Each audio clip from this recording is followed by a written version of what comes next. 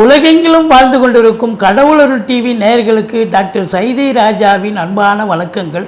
நாம் இப்பொழுது இந்த எபிசோடில் ராகு கேது பயிற்சி பலன்களை பற்றி ஒவ்வொரு ராசிக்கும் கிரகங்கள் எப்பேற்பட்ட பலனை வழங்கப் போகிறது என்பதை பார்க்கலாம் வாங்க. இப்பொழுது நாம் ராகு கேதுக்களை பற்றி நம்ம பேச போகிறோம். ராகு கேதுக்கள் சாயா கிரகங்கள் அப்படின்னு சொல்லக்கூடிய ஒரு நிலை. அதாவது மொத்தம் 9 பிளானட்டில் இந்த 7 பிளானட்டை நேர்கதியில் பயணம் செல்கிறது. இந்த 2 ராகுவும் கேதுவும் ஆன்டி கிளாக்வைஸில் தான் பயணம், அதாவது வக்ர நிலையில் பயணம் செய்து பலனை தருகிறது. எல்லா கிரகங்களை விட இந்த ராகு கேதுக்கு ரொம்ப வலிமை அதிகங்க.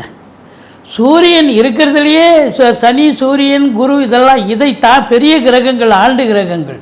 இந்த ஆண்டு கிரகங்கள் இந்த சனி பார்த்திங்கன்னா சனியை காட்டிலும், அப்புறம் மாத கிரகங்களான சூரியன் அதை காட்டிலும் வலிமை. எல்லாம் ராகு கேது நிகழும் பொழுது தோஷம் ஏற்பட்டு விடுகிறது. இப்போ ராகு கேது சர்ப்பதோஷத்தை ஏற்படுத்துகிறது. ஒருவருக்கு ராகு கேது பிடியில் இருந்து விட்டால் ஐயோ சர்ப்பதோஷம் அப்படின்றாங்க. அதுவும் குறிப்பாக லக்னத்தில் ராகுவோ ராசியில் ராகுவோ இல்லை இருந்தால் 7ஆம் இடத்துக்கு கேது போயிடுவார். அப்போது 2ஆம் இடத்துலையும் ராகு இருக்குதுன்னு சொன்னால் அப்போ 8ஆம் இடத்துக்கு போயிடுவார். இப்படி இருக்கும் பொழுது உங்களுக்கு பார்த்தீங்கன்னு சொன்னால் ராகு கேது தோஷம் என்பது மிகவும் பிரச்சனைக்குரிய ஒரு நிலையாக இருக்கிறது. இந்த 32 வயசு வரைக்கும் பார்த்தீங்கன்னு சொன்னால் இந்த ராகு கேதுக்கள் பிடியில் எல்லா கிரகங்களும் இருந்துச்சின்னு சொன்னால் பிறப்பு ஜாதகத்தில் அப்போ அவங்கள பெருசாக ஃபங்க்ஷன் பண்ண விடாது. 32 வயசு வரைக்கும் அவங்களுக்கு காலசர்ப்ப தோஷம். என்ன தான் யோகமான திசை நடந்தாலும் அது பெருசாக ஒர்க் அவுட் ஆகாது. அந்த 32 வயசுக்கு மேலே தான் அவர் பேரை சொன்னீங்கன்னாவே அவருக்கு படிப்படியாக அவருக்கு வளர்ச்சி கிடைக்கும், அவருக்கு படிப்படியாக எல்லாமே கிடைக்கக்கூடிய நிலை. 32 வயசுக்கு மேலே தான் அது காலசர்ப்ப தோஷம் என்பது காலசர்ப்ப யோகமாக மாறுகிறது. இப்போ இந்த ராகு கேதுக்களுக்கு அவ்வளவு ஒரு வலிமை. ஏன்னா சந்திர கிரகணம், சூரிய கிரகணம் இப்போ ஏற்பட்டுருது இல்லையா? அப்போ கிரகணத்தில் பிறந்து நிலை இருக்கும் பொழுது இன்னும் பிரச்சனைகள் அதிகம்.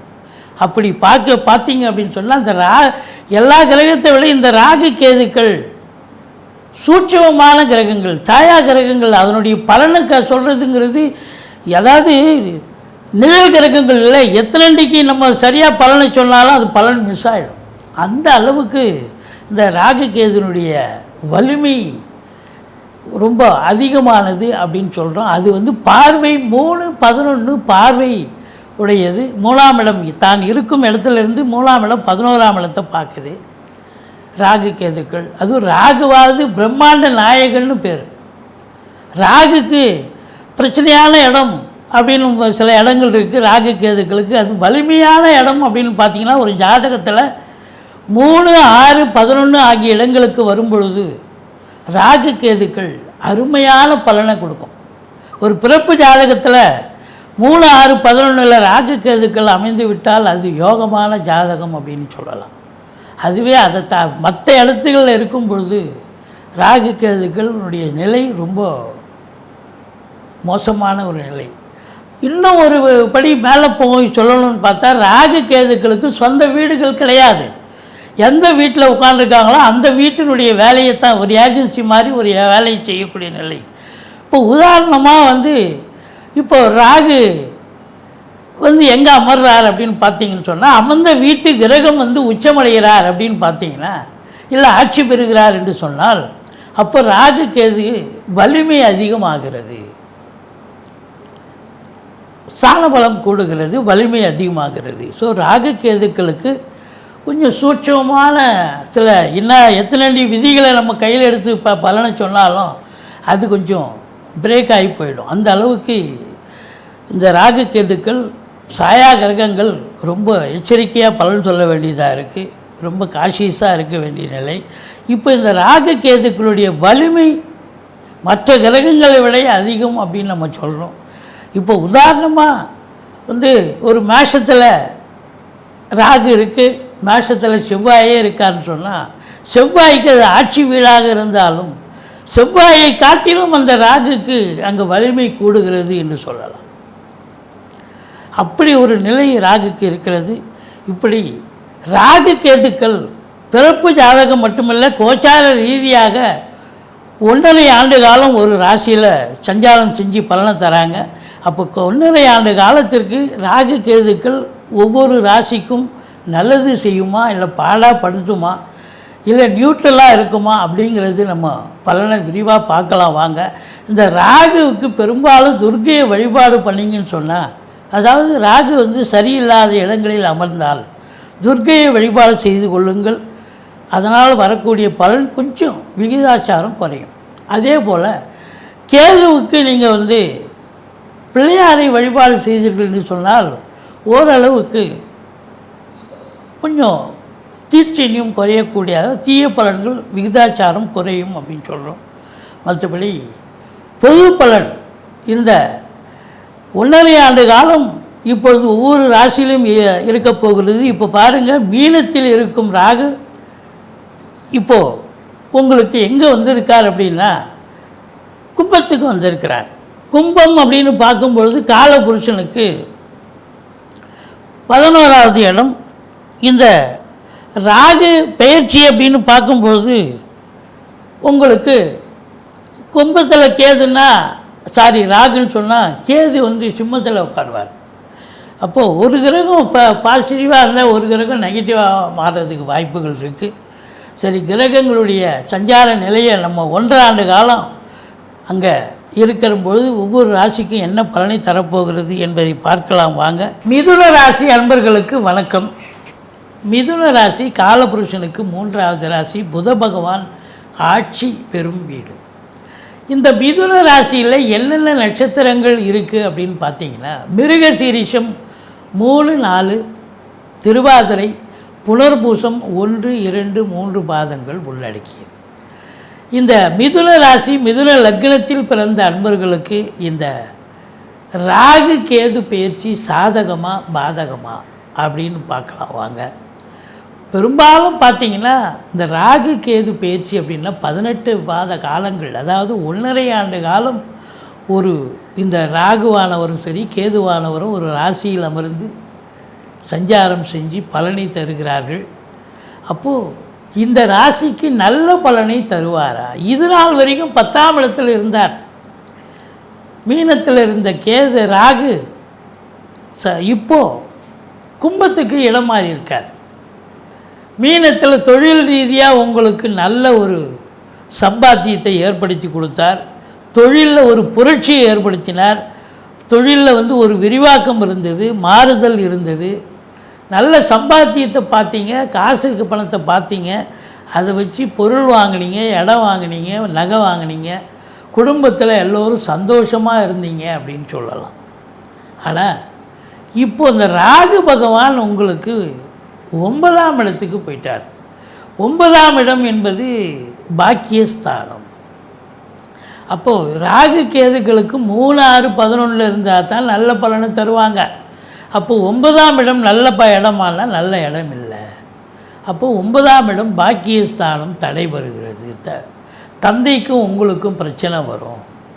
இப்படி சொல்லிக்கிட்டே இருக்கலாம். ஏன்னா 9ஆம் இடம் சரியில்லாத இடம். ராகு கேது பேச்சு மிதுன ராசிக்கு வேஸ்ட்டுப்பா அப்படின்னு சொல்லணும். ஆனால் சொல்லக்கூடாது. ஏன் அப்படின்னா, மிதுனத்தில் இருக்கும் குரு பகவான் ஓராண்டு காலம் உங்களுக்கு இந்த ராகுவை பார்க்க போகிறார். அவருக்கு 9ஆம் இடத்திலேயே இருந்த எந்த ஒரு கிரகத்தையும் குரு பார்வை செய்தால் அந்த கிரகம் நல்ல பலனைத்தான் தரணும்னு விதி இருக்கு இல்லையா? அப்போ 9இல் இருக்கும் ராகு பகவான் கெடு பலனை தர முடியாது. மாறாக, அதாவது அசுப பலனை தருவதற்கு பதிலாக சுப பலனை வாரி வழங்கக்கூடிய நிலையில் இருக்கிறார். இந்த ஓராண்டு காலம் குரு மிதுனத்தில் குரு பயிற்சி, இது ஓராண்டு குரு பார்வை இருக்கு இல்லையா ராகுக்கு. அப்போது 9ஆம் இடம் மைனஸுன்னு சொல்ல வேண்டிய இடம் இப்போ ப்ளஸ்ஸுன்னு ஆயிடுச்சு. அப்போ பார்க்கும்பொழுது உங்களுக்கு என்ன அப்படின்னாக்கா, தந்தைக்கும் உங்களுக்கும் பிரச்சனை வரணும். ஆனால் 1.5 ஆண்டு பலனும் சொல்கிறோம். இதில் ஓராண்டு பலன் சிறப்பாக இருக்கிறது. தந்தைக்கும் உங்களுக்கும் ஒரு அண்டர்ஸ்டாண்டிங் இருக்கும். தந்தையால் நல்லது நடக்கும். பாக்கிய தடைகள் எதுவும் இல்லை, பாக்கிய நிறைவுகள் இருக்கும். ஆன்மீகத்தில் நல்ல ஒரு ஈடுபாடு இருக்கும். ஆலய வழிபாடுகள் செய்வீர்கள், நன்கொடைகள் வழங்கி மகிழ்வீர்கள் அப்படின்னு சொல்லணும். இந்த ஓராண்டு கடைசி 6 மாதம் அப்படின்னா ஒரு குரு இடம் பெயர்ந்து கடகத்துக்கு போயிடுவார். அப்போ குரு பார்வை இருக்காது. அப்போ கடைசி 6 மாதம் தந்தைக்கும் உங்களுக்கும் பிரச்சனை.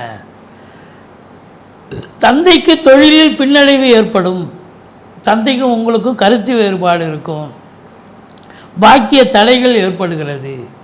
அப்போ நீங்கள் வெளியூர் வெளிநாடு சுற்றுலா போகணுன்னாக்கா பார்த்து போகணும், எச்சரிக்கையாக போகணும் அப்படிங்கிற ஒரு கான்செப்டை கொடுத்துடும். இப்போ குரு இருக்கிறதால இந்த ராகு உங்களுக்கு சாதகமாகி விடுகிறது. ஓராண்டு சாதகத்தன்மை பெறுகிறது. சரி, இந்த ராகு 1.5 வருஷம் இருக்கிறார், 1.5 வருஷம் பலனை தரும். சனி எப்படி இருக்கார் அப்படின்னு பார்த்தீங்கன்னா, அந்த 9க்கு ராகுக்கு வீடு கொடுத்த சனி இப்போ 10ஆம் இடத்துக்கு வந்துட்டார். இப்போ 10ஆம் இடத்துக்கு சனி வந்துட்டால் அதுக்கு ஒரு பலன் இருக்கு இல்லையா? மிதுன ராசி மிதுன லக்னத்தில் பிறந்தவர்களுக்கு ரொம்ப உழைக்கணும், வேளாண்மைக்கே இருக்க முடியாது, அதிகப்படியான உழைப்பு தேவைப்படுகிறது. ஒரு 8 ஹவர் டியூட்டினா 10 ஹவர் வேலை பார்க்கணும். இதுதான் உண்மை. 2வது, தொழிலில் ஒரு ஸ்திரத்தன்மையை ஏற்படுத்துவார். தொழில் ஏதோ ஏனோ தானோன்னு ஏதாவது பண்ணியிருந்தீங்கன்னா இப்போ திடீர்னு பார்த்தீங்கன்னா அந்த தொழிலை தூக்கி போட்டு வேறு தொழிலை மாற்றலாம். இல்லை டெம்பரரி போஸ்ட்டில் இருப்பீங்க, அவங்களுக்கு பர்மனெண்ட்டு அவங்களுடைய கேரக்டர் வைஸ் ரொம்ப திருப்தியாகி நிர்வாகம் உங்களுக்கு நல்ல பர்மனெண்ட்டாக ஒரு சொல்யூஷன், பர்மனெண்ட் போஸ்டிங் கிடைக்கக்கூடிய ஒரு நிலை. அதாவது ஸ்திரத்தன்மையை ஏற்படுத்தும். தொழிலில் ஸ்திரத்தன்மை ஏற்பட்டு இன்புட்டு அதிகமாக இருக்கும். நீங்கள் கஷ்டப்பட்டு 8 ஹவர்ன்றது 12 ஹவர் வேலை பார்க்குறீங்கன்னா அப்போ அதுக்கு தகுந்த இன்புட்டுக்கு தகுந்த அவுட்புட்டு கண்டிப்பாக கிடைக்கும்ல. அது சொந்த தொழிலாக இருந்தாலும் சரி, உத்தியோகம் பார்த்தாலும் சரி, அப்போ அதுக்கு தகுந்த ரெமுனரேஷன் இருக்குது இல்லையா? அப்போது ஒன்றும் பயப்பட வேண்டாம். வருமானம் வரும். இந்த ஜென்மத்தில் ராகு இருக்கார் இந்த ஓராண்டு அப்படின்னும்பொழுது கரெக்டாக பாருங்கள். ஜென்மம் அப்படின்னும்பொழுது கொஞ்சம் பிரச்சனைகளை ஏற்படுத்தும். பிரச்சனைகளை ஜென்ம குரு தான் வனவாசம் போனார் ராமரேன்னும்பொழுது, இப்போது இந்த மிதுன ராசியில் பிறந்த அன்பர்களுக்கு கொஞ்சம் எச்சரிக்கையாக இருக்க வேண்டிய காலம். ஆனால் குரு பார்வை கோடி நன்மையை தருகிறது. குரு ராகுவை பார்க்க போய் தான் 9ஆம் வீட்டை பார்க்க போய் தான் ஓரளவுக்கு ராகுவால் ஏற்படக்கூடிய தீய பலன்கள் உங்களுக்கு இல்லாமல் மாறுபட்டு சுப பலன்களை பார்க்க போகிறீர்கள். சரி, ராகு கேது பேச்சில் பாட்டை போட்டு கேது எங்கே இருக்கிறார் அப்படின்னு பார்த்தீங்கன்னா 3ஆம் இடத்துல கேது இருக்கார். சூப்பருங்க. கேதை பொறுத்தவரையிலையும் 3ஆம் இடத்துல இருக்காருன்னு சொன்னால் 3, 6, 11 ராகு கேதுக்கள் இருந்தால் அற்புதமான பலன்களை கிரகங்கள் வாரி வழங்கும்னு ஜோதிட கிரந்தம் சொல்கிறது.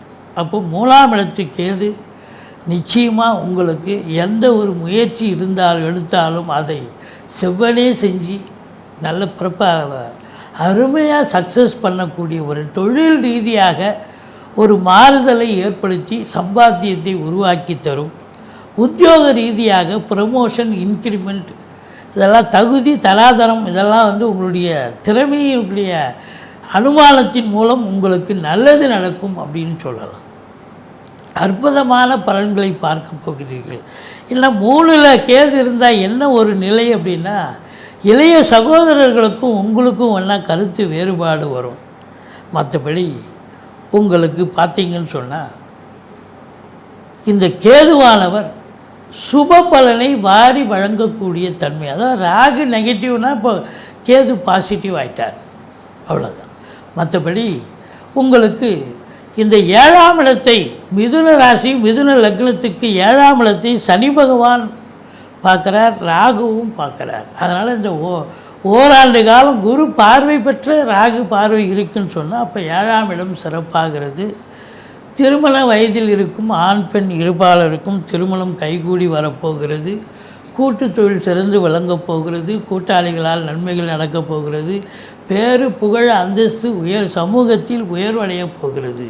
ஸோ இந்த கேது பகவான், குரு பகவான், சனி பகவான், இந்த 3 கிரகங்களும் சிறப்பாக இருக்குது. ராகு இந்த ஓராண்டு காலம் குரு பார்வையில் இருப்பதால் மிக மிக நன்மை செய்வார். கடைசி ஒரு 6 மாத காலம் குரு பார்வை இல்லாத பொழுது 9இல் ராகு சில பிரச்சனைகளை தரக்கூடிய நிலையில் இருப்பதால் அந்த காலகட்டங்களில் எச்சரிக்கையாக இருக்க வேண்டும்.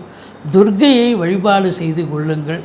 மற்றபடி உங்களுக்கு இந்த மிதுன ராசி, மிதுன லக்னத்தில் பிறந்த அன்பர்களுக்கு கேது பகவான் நல்லதையே செய்ய போகிறார். சனி பகவான் அதிகப்படியான உழைப்பை உங்கள்கிட்ட இருந்து சுரண்ட போகிறார், வாங்க போகிறார். உழைப்பை வாங்கி உங்களுக்கு அதுக்கு தகுந்த ஒரு வருமானத்தை ஈட்டி தரக்கூடிய நிலையை அவர் தரப்போகிறார். மற்றபடி உங்களுக்கு பூர்வீகத்தில் இருந்து வந்த பிரச்சனைகள்லாம் அகன்று சந்தோஷமாக இருக்க போகிறீங்க. சீட்டாட்டம், ரேஸு, லாட்ரி, ஸ்பெக்குலேஷன் போன்றவற்றில் ஈடுபாடு காட்டுபவர்களுக்கு அற்புதமான ஒரு ஆண்டாக இந்த ஆண்டு, இந்த 1.5 ஆண்டு காலம் ராகு கேது பயிற்சி சிறப்பாக இருக்க போகிறது. குலதெய்வத்தின் அனுகிரகத்தால் தொட்டதெல்லாம் தொடங்கப் போகிறது. உங்களை பொறுத்தவரையிலையும் 10இல் சனி பகவான் அதிகப்படியான முயற்சி, உழைப்பு. மற்றபடி 9இல் இருக்கும் ராகுவுக்கு துர்க்கையை வழிபாடு செய்து கொள்ளுங்கள். மற்றபடி இந்த மிதுன லக்னம், மிதுன ராசியில் பிறந்த அன்பர்களுக்கு ராகு கேது பயிற்சி ஓரளவுக்கு நன்மைகளை தரப்போகிறது என்று சொல்லப் போகிறோம். நன்றி, வாழ்க வளமுடன். கடவுள் அருள் டிவியை பார்த்தமைக்க நன்றிகள். மேலும் இது போன்ற தகவல்களை தெரிந்து கொள்ள கடவுள் அருள் டிவியை சப்ஸ்கிரைப் செய்யுங்கள். மறக்காமல் பெல் ஐக்கானை கிளிக் செய்யுங்கள்.